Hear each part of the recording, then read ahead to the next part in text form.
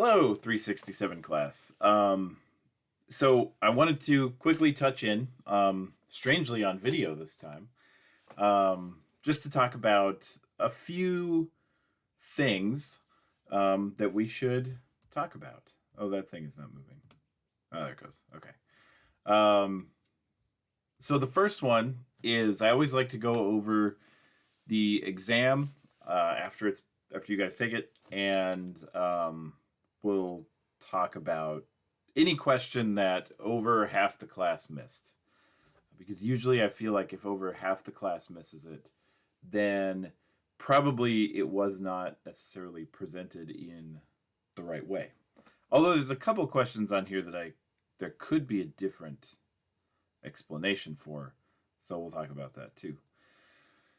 Okay, so the first question that a lot of people didn't get right is how many components does the Baddeley model have? So the original Baddeley model has 3, although I noticed that a lot of you, a good portion of the people who got it wrong, put 5. And so I think that possibly where the error is coming there is that the current Baddeley model, the one that was updated more recently, has 4 components. So it has the visual spatial sketchpad, the executive, which is the top level, the episodic buffer, and also the phonological loop. So it's got 4 components. The original one didn't have the episodic buffer. It just had phonological loop, visual spatial sketchpad, and the central executive. So I think what's going on there is a good portion of you knew that it was 3 components. Some of you probably thought 3 is not enough for what I saw, so you went with 5. And so I think that I will give partial credit to the 5 answer, but not the other wrong answers. Okay, another question that was this wasn't quite 50% of the people that missed this one, but it was a big enough amount that I think we need to talk about it, which is gestures. What part of the brain corresponds with gestures? Broca's area is the answer. That's the correct answer. But I noticed that a lot of people put Wernicke's area. I don't really have a great idea like I did on the other one of why you might have chosen Wernicke's area, but I can explain to you what makes sense about Broca's area and gestures. So if you think about Broca's area, it's roughly here-ish. This also corresponds with the motor strip in the brain. There's a part of Broca's area that overlaps with the motor strip. Now, a lot of the motor strip that it overlaps with governs the mouth, which makes a lot of sense. If you're speaking, you're going to be using the mouth. But parts of the motor strip that govern the fingertip movements and movements of the arm are either within Broca's area or just right next to Broca's area. And so it makes sense that the area that governs speech governs also, is associated with the area that governs movements of the mouth and also movements of the hand for gestures. So that's how you can remember that it is Broca's area that is associated with making gestures. By the way, you'll see all of these again on the final exam, or you have a chance to. It pulls a random selection of all of the questions that you've already seen. Okay, let's see. We'll move on to the next one. Oh, yeah, okay. The next one is about the Piraha people. And it's asking you, what does their language give more evidence to? A behaviorist idea or a Chomskyan universalist idea? And it's a Skinnerian behaviorist idea is what it gives, offers more evidence for. Their language is interesting it doesn't exactly make sense in the way that it's laid out completely differently from our language. Now, that question comes right from one of the associated articles that I've got up for you guys to read, and it is possible that maybe that's why that question gave some trouble. So there are a few questions every once in a while that aren't from the book or my lectures. They're from those extra articles. And that was one of those. And then let's see. There is one other question that a lot of people got wrong, and it's absolutely my fault. It's the question about substitution. So on the quiz, I asked what type of word is more often falls prey to substitutions or something like that. And it was supposed to be an answer where you could choose multiple things, but it wasn't. It ended up just being a multiple choice instead of a multiple answer. So it should have been that you could select antonyms and synonyms, but that's not how I had it set up. The correct answer, because it didn't become a multiple answer question, was synonyms, and then I noticed that a lot of people answered synonyms on this question. That is not your fault. You're learning from the quizzes like I want you to, but the problem is I didn't set up the quiz correctly, so everybody's going to get points for that question. But in the future, when you see this question, it is important to know that the substitution is going to impact words that are associated. It can be synonyms, it can be antonyms, it can be pseudo-antonyms, like king and queen aren't exactly antonyms, but they're not exactly synonyms either. It's like the alternate gender version of a word, lord and lady, stuff like that. So just any word that's related to a word is what's going to be substituted. Toast and butter are really related, but they are neither synonyms nor antonyms. They're just like kind of related because you eat toast with butter. And so those would fall prey to a substitution as well. Okay, so that's all of the questions for the exam. Overall, I mean, what did we have to talk about? 1, 2, 3. We talked about 4 of them, and one of them I definitely know is absolutely my fault. So then you should feel pretty good about your scores on the exam. In fact, the highest score was a 99, which means that everybody's going to get at least 1 point back. But I'm going to give you some extra points on that as well. One of the reasons I'm going to give you some extra points is the dumb way that Canvas likes to handle multiple answer questions. So if you answer one question, 1 of 2 correctly, you get full points for this one, but then this one, when you get this one wrong, it takes off 1 whole full point. And I don't like that. I mean, it makes sense because if you only gave points for the correct answers, every time you saw a multiple answer question, you could just go through and select everything, and then you'd get full points if it wasn't taking off points. But I'm not totally sure that it should be taking off a whole point, maybe half a point. So you get this one right, you get a full point. You get this one wrong, it takes off half a point or something like that. That's the way that I do it in my in-person classes.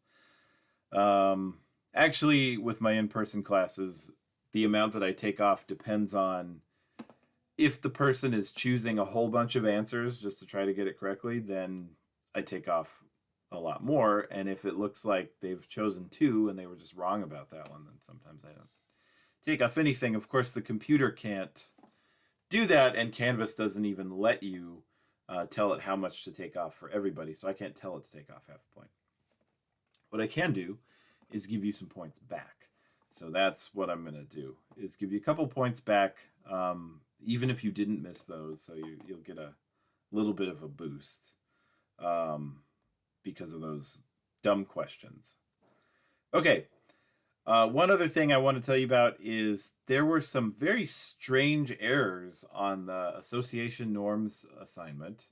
Um, I think, I'm not totally sure about this. Most people are able to complete it just fine, but some people were having errors of like not being able to get in, or sometimes it wasn't saving, and it wasn't just one or two. It was, at least in the two sections combined, I think there were 5 or 6 people who couldn't get in.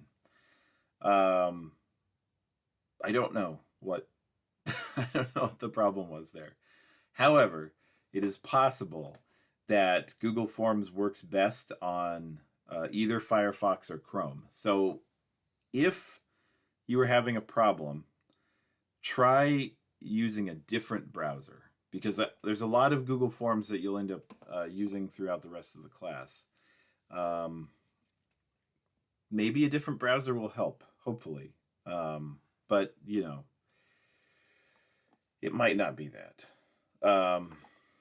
Okay, and then the last thing I wanted to do is something that I think is really important. We talk about a lot of different subjects each week.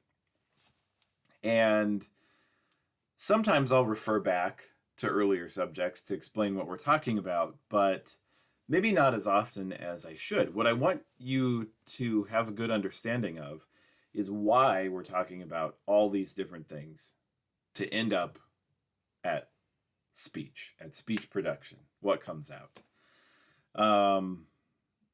So we talk about working memory in the second week. And one of the things I like to talk about in the first week is the Chomsky versus Skinner debate. Like, where does language come from? I think that, obviously, you guys know where I stand on this. It's totally a Skinner thing. Language is not innate. It's something that we pick up, we learn from being exposed to language in the environment, and it gets in, right? That's just how I think language functions. Now, what is important about that is that if you think that that's how language functions, when we talk about working memory and we talk about the way that errors can be made and we talk about the way that we repair errors and stuff like that, you can see that these are things that we've learned. These are structures that we've learned. We've learned that things like articles are closed class. Articles don't usually change. And so because they're closed class, they typically don't fall prey to morphological errors. They're just not going to usually occur with articles. It's very rare that they would occur with an article. Much more with something like a noun or a verb, which are open class words. And so we've kind of internalized this structure. This is something that we've learned and put into our brains. I suppose even if you are a Chomskyan universalist, you would probably agree with that. I know some wouldn't agree that this is something that we learn. They would think that this is something that's innate.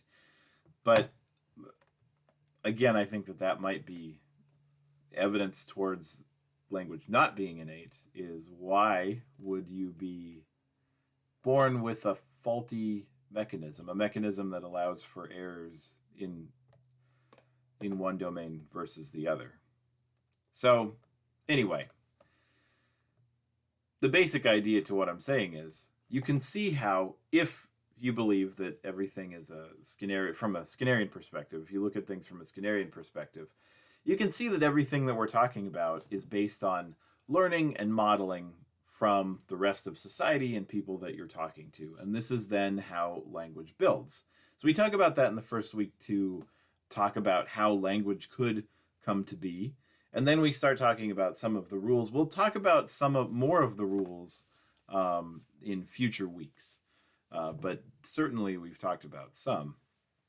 Now, working memory is a really important thing because the amount of information that you can hold in your brain active while doing something with another piece of information is really important for all of the different aspects of speech that we've talked about. So we've talked about planning out utterances. If you can hold the sentence that you're trying to say in your head while planning out the rest of your utterance, it's going to cause a lot fewer slowdowns and pauses and things like that. You're going to have a lot more fluent speech if you have greater working memory capacity. And remember that working memory capacity is not something that's stable in a person. It is malleable. If you've had more sleep or less sleep in a day, or even more caffeine or less caffeine, if you're happy versus sad, it can push your working memory around quite a bit. So you can take somebody that usually has high working memory capacity and deprive them of sleep, not let them have the caffeine that they're used to, beat them up a little bit, kick them in the knee, and they're not going to have as high of a working memory capacity as they usually do. They're going to be pissed off and in pain, and they don't want to be there, and so they can't focus on items as much as they should be. And you see this when you're at a party and the party starts to go a little long, right? People start talking and they start to lose their place. Sentences get a little bit longer. People are getting tired and probably a little drunk, depending on the kind of party that it is. The other thing is, working memory is really important for recognizing when a mistake has been made and then repairing it. So you have to be monitoring your speech, and that's going to take up cognitive resources. So anything that takes up cognitive resources is putting a strain on working memory. And a person with a larger working memory capacity is going to be able to catch their errors earlier, repair their errors more effectively, and then catch more errors when they happen. Presumably, they would also make fewer errors, but errors seem to always happen. There's a really interesting question that Jody asked, which was, why does it seem to happen that when you're writing notes, anybody around you talking, if they say a word, those words will end up in your notes? That's such a cool question. That's a great question. And the reason why I didn't just answer it straight back to you in your email is because I wanted to talk about it in this video. You're right. It's not exactly a substitution in the way that a lot of the substitutions that we've been talking about are. The substitutions that we've been talking about are from our own brain. It's from the cognitive process of trying to pull the correct word out. And that's where we get substitutions. But the same processing areas or similar processing areas to what we're using to come up with the words are active for recognizing the words that we're hearing and constructing meaning out of what we're hearing. So what's kind of happening there is it's interference from another message. And it is sort of a substitution, but it's not a substitution from you. It's not like an error in choosing the word exactly. It's more like interference from another message that's coming in. So what's happening is you're kind of building some people don't like the word mental representation, but that's a way higher level philosophical thing. So I'll just use it right now. But you're building a mental representation of what you're hearing. Even sometimes you're not intending to do that, like if you're in a coffee shop or something, and you write something like, I can't even think of a good example here. Let's see.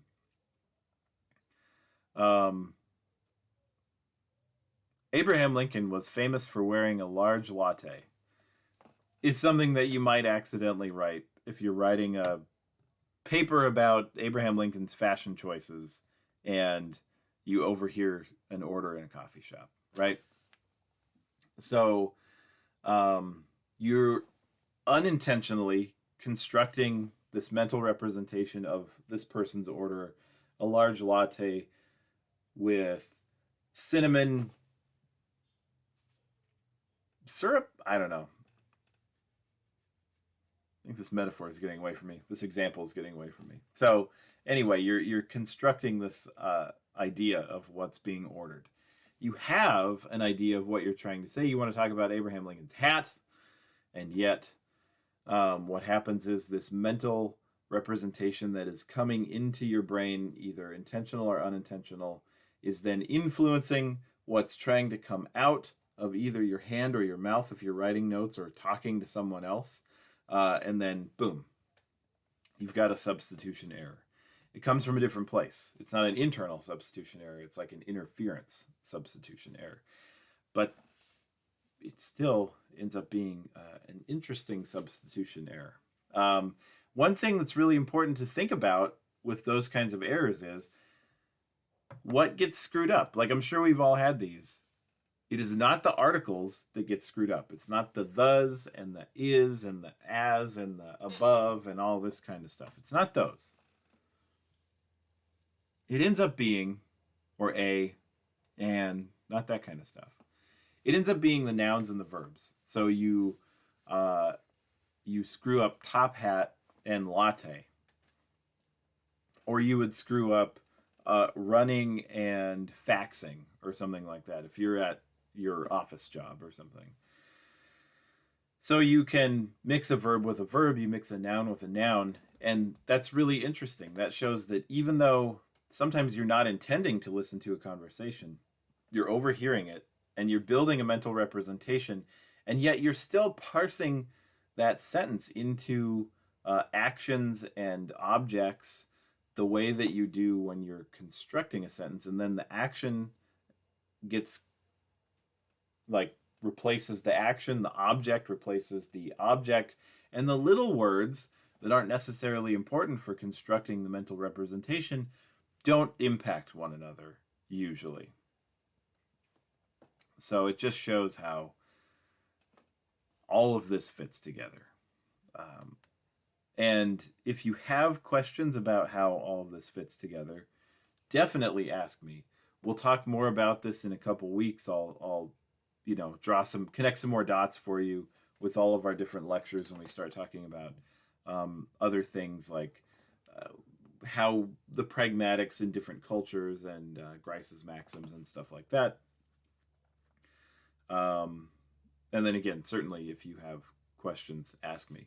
The one last thing that I want to talk about is the McGurk effect. We talked about perception and illusions and stuff like that. The McGurk effect is really interesting. It's the one where you hear a sound, you see a different sound, and your brain melds them together. Well, interestingly, the McGurk effect doesn't work as well on people with autism spectrum disorder. And in fact, it's not just like if you have autism spectrum disorder, it doesn't work on you. It's more like the greater the amount of symptoms you exhibit, the less you're pulling information from the visual part of the McGurk effect. You start relying more and more on auditory. And so this is really interesting twofold. First, it shows that autism is a spectrum disorder. This shows that greater symptoms lead to worse ability to synthesize information. That doesn't mean it's necessarily worse, just you're synthesizing it differently. And it also shows that this may explain some of the interesting pragmatic differences that we see with autism spectrum disorder. Okay, well, that is all I wanted to talk about. I'll see you in a week or two when we'll do this again, and we'll talk about your next exam as well. Okay, see you soon.